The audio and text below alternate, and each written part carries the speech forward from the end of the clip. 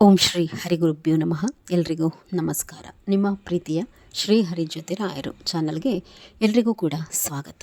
ನೀವು ಕೂಡ ರಾಯರ ಭಕ್ತರಾಗಿದ್ದರೆ, ನೀವು ಅವರನ್ನು ನಂಬಿದರೆ ಅಥವಾ ತುಂಬ ನೋವು ಕಷ್ಟದಲ್ಲಿದ್ದರೆ ಅವರು ಸದಾ ನಿಮ್ಮ ಮನೆಯಲ್ಲಿ ನಿಮ್ಮ ಜೊತೆಯಲ್ಲಿ ಇರ್ತಾರೆ ಅನ್ನುವಂತಹದ್ದನ್ನು ಹಲವು ಸೂಚನೆಗಳ ಮೂಲಕ ನಿಮ್ಗಾಗಲೇ ತೋರಿಸ್ಕೊಟ್ಟಿರ್ತಾರೆ ಅಥವಾ ಮುಂದೆ ತೋರಿಸಬಹುದು. ಪರೀಕ್ಷೆ ಮಾಡ್ಕೊಳ್ಳಿ. ಅನುಭವ ಆಗಿದ್ದರೆ ಕಮೆಂಟಲ್ಲಿ ತಿಳಿಸಿ.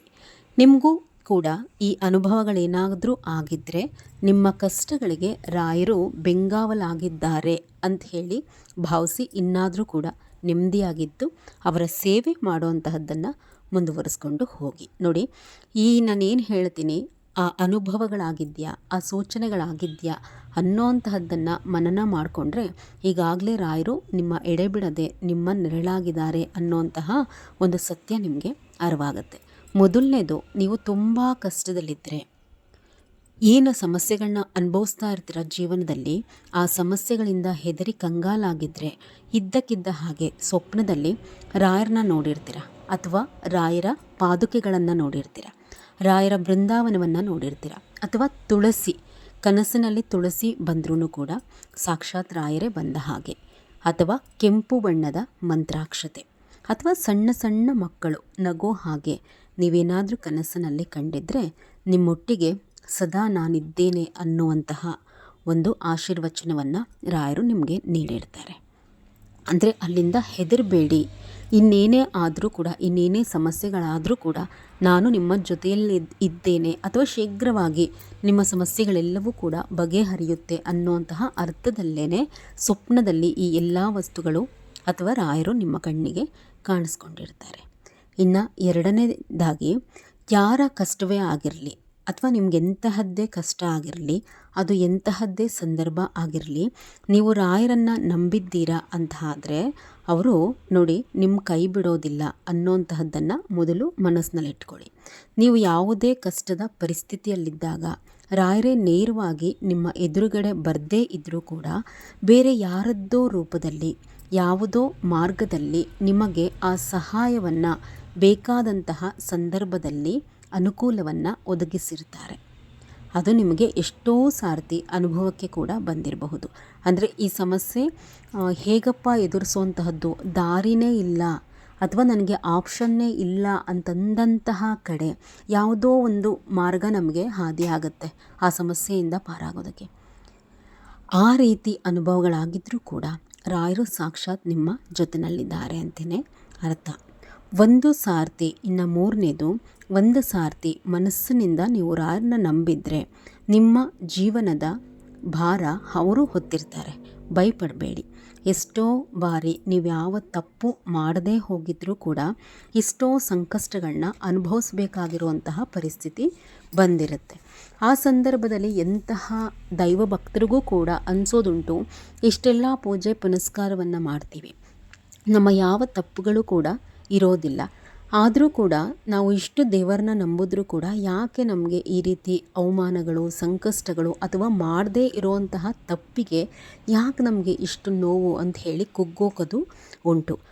ಯಾಕೆ ಆ ರೀತಿ ಆಗುತ್ತೆ? ನಮ್ದು ಯಾವ ತಪ್ಪು ಕೂಡ ಇಲ್ಲದೇ ಇದ್ದರೂ ನಾವು ಯಾಕೆ ನೋವುಗಳನ್ನು ಅನುಭವಿಸ್ಬೇಕಾಗಿರುವಂತಹ ಪರಿಸ್ಥಿತಿ ಬರುತ್ತೆ ಅಂತಂದರೆ, ನಮ್ಮ ಪೂರ್ವಜನ್ಮದ ಕರ್ಮ ಫಲಗಳು ಏನಿರುತ್ತಲ್ಲ ಅದರಿಂದ ಈ ರೀತಿ ಆಗ್ತಾ ಇರುತ್ತೆ. ಅಂತಹವರು ಹೆಚ್ಚೆಚ್ಚು ರಾಯರ ಸೇವೆಯನ್ನು ಮಾಡ್ತಾ ಹೋಗಿ ಅವರ ಕರುಣಾದೃಷ್ಟಿಯಿಂದ ಎಲ್ಲವೂ ಕೂಡ ಸರಿ ಹೋಗಿ ನಿಮ್ಮ ಜೀವನದಲ್ಲೂ ಕೂಡ ಬೆಳಕು ಖಂಡಿತ ಬಂದೇ ಬರುತ್ತೆ. ಇನ್ನು ನಿಮ್ಮ ಜೊತೆಯಲ್ಲೇ ರಾಯರಿದ್ದಾರೆ ಅಂತ ಹೇಳಿ ಇನ್ನೂ ಕೂಡ ಹೇಗೆ ತಿಳ್ಕೊಳ್ಳುವಂತಹದ್ದು, ನೀವು ಕೆಲಸ ಮಾಡುವಂತಹ ಜಾಗದಲ್ಲಿ ಅನವಶ್ಯಕವಾಗಿ ಯಾರಾದರೂ ತೊಂದರೆ ಕೊಡ್ತಾ ಇದ್ದರೆ ಅಂತಹ ಎಷ್ಟೋ ಜನಕ್ಕೆ ಅನಾರೋಗ್ಯ ಉಂಟಾಗುವಂತಹದ್ದು. ಅಂದರೆ ನೀವು ಯಾವ ತಪ್ಪನ್ನು ಕೂಡ ಮಾಡ್ದಲೇ ನಿಮ್ಮನ್ನು ತುಂಬ ಅಯ್ಯೋ ಅನ್ನಿಸ್ತಾರೆ, ನಿಮಗೆ ಇಲ್ದಿದ್ದ ತೊಂದರೆಗಳು ಕೊಡ್ತಾರೆ ಅಂತಂದರೆ ಅಂತಹವ್ರನ್ನ ರಾಯರು ನೋಡ್ಕೋತಾರೆ. ಅಂದರೆ ಅವರಿಗೆ ಆರೋಗ್ಯ ಸ್ಥಿತಿಲಿ ಏರುಪೇರಾಗುತ್ತೆ ಅಥವಾ ಅವರು ಕೆಲಸದಿಂದಲೇ ಬಿಟ್ಟು ಹೊರಟೋಗುವಂತಹ ಪರಿಸ್ಥಿತಿಗಳು ಕೂಡ ಬರಬಹುದು. ಆದರೆ ನೀವು ನ್ಯಾಯಸಮ್ಮತವಾಗಿರಬೇಕು, ನಿಮ್ಮ ಕಡೆ ನ್ಯಾಯ ಇರಬೇಕು. ಅನಾವಶ್ಯಕವಾಗಿ ಯಾರೇ ಆದರೂ ಕೂಡ ರಾಯರ ಭಕ್ತರಿಗೆ ತೊಂದರೆ ಕೊಟ್ಟರೆ ಅಂತಹವರಿಗೆ ಉತ್ತರವನ್ನು ರಾಯರು ಕೊಡ್ತಾರೆ. ನಿಮಗೆ ಕೆಲಸ ಮಾಡೋ ಜಾಗದಲ್ಲಿ ಯಾರಿಂದ ತೊಂದರೆ ಆಗ್ತಿರುತ್ತೋ ಅಂತಹವರು ಅಲ್ಲಿಂದನೇ ದೂರವಾಗುವಂತಹ ಪರಿಸ್ಥಿತಿ ಬಂದು ಅಲ್ಲಿ ನಿಮ್ಮ ಕೆಲಸ ಕಾರ್ಯಗಳು ಸುಗಮವಾಗಿ ನಡೆದುಕೊಂಡು ಹೋಗೋದಕ್ಕೆ ರಾಯರು ಹಾದಿ ಮಾಡಿಕೊಡ್ತಿರ್ತಾರೆ. ರಾಯರನ್ನು ನಾವು ನಂಬಿ ನಡೆಯುವಾಗ ಕೈ ಮುಗಿದು ಏನನ್ನು ಕೇಳ್ಕೊತೀವಿ ಅದನ್ನಷ್ಟೇ ಅವರು ದಯಪಾಲಿಸೋಲ್ಲ. ನಿಮಗೆ ಯಾವ ಯಾವ ಕಡೆಯಿಂದ ಏನೇನೆಲ್ಲ ಸೌಲಭ್ಯಗಳು ಬೇಕೋ ನಿಮ್ಮ ಜೀವನ ಉತ್ತಮ ಆಗೋದಕ್ಕೆ ಎಲ್ಲವನ್ನ ಕೂಡ ಮಾಡಿಕೊಡ್ತಾ ಇರ್ತಾರೆ. ಇನ್ನು ಕೊನೆಯದಾಗಿ ಮನೆಯಲ್ಲಿ ನೋಡಿ ರಾಯರಿದ್ದಾರೆ ಅಂತಂದರೆ ಪ್ರಾರಂಭದಿಂದ ಮನೆಯಲ್ಲಿ ತುಂಬ ಕಲಹಗಳು ಜಗಳಗಳು ನಡೀತಾ ಇರುತ್ತೆ. ಆದರೆ ರಾಯರ ಪೂಜೆಯನ್ನು ನೀವು ಮಾಡಿ ರಾಯರು ನಿಮ್ಮ ಕಡೆ ಇದ್ದಾರೆ ಅಂತಂದರೆ, ಮನೆಯಲ್ಲಿ ರಾಯರಿದ್ದಾರೆ ಅಂದರೆ ಜಗಳಗಳು ಕಡಿಮೆ ಆಗ್ತಾ ಹೋಗುತ್ತೆ, ಕಲಹಗಳು ಕಡಿಮೆ ಆಗ್ತಾ ಹೋಗುತ್ತೆ. ಸಾಲಗಳು ಏನು ಮಾಡ್ಕೊತಾ ಇರ್ತೀರಲ್ವ, ಇಷ್ಟು ದಿವಸಗಳ ಕಾಲ ಏನು ಸಾಲ ಸೋಲ ಮಾಡ್ಕೊಂಡಿರ್ತೀರ ಆ ಸಾಲಗಳು ಕಡಿಮೆ ಆಗ್ತಾ ಬರುತ್ತೆ. ಹೆಚ್ಚು ಹೆಚ್ಚು ದುಡಿಮೆಗೆ ಹಾದಿ ಆಗುತ್ತೆ, ಮನೆಯಲ್ಲಿ ನೆಮ್ಮದಿ ನೆಲೆಸುತ್ತೆ, ಮನೆಯಲ್ಲಿ ಏನೋ ಒಂದು ರೀತಿ ಪಾಸಿಟಿವ್ ವಾತಾವರಣ ನೆಲೆ ಊರಲಿಕ್ಕೆ ಪ್ರಾರಂಭವಾಗುತ್ತೆ.